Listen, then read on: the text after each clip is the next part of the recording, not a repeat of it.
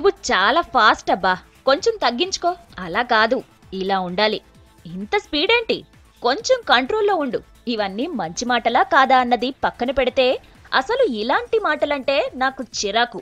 ఎవరైనా ఇలాంటివి చెబితే అస్సలు వినను. అయినా చెప్పటానికి వాళ్ళెవరు అంటూ ఎదురు ప్రశ్నించడమే కాదు, ఇలాంటి మాటలు వింటే నాకు చిర్రెత్తుకొస్తోంది అంటోంది రకుల్ ప్రీత్ సింగ్.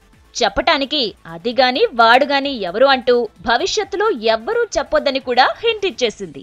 ఏది మంచో ఏది చెడో నాకు బాగా తెలుసు.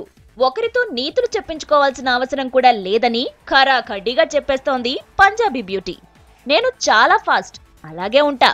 ఇప్పుడే కాదు, ఎప్పుడూ ఇలాగే ఉంటానంటోంది.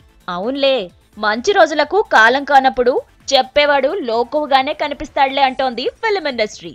ఏమైనా స్వయంగా అనుభవంలోకి వస్తే అప్పుడు గాని అమ్మడు తెక్క దిగదని, ఎవరికైనా ఎంతో కాలం పట్టదని కూడా బహిరంగంగానే కామెంట్స్ చేసేస్తున్నారు.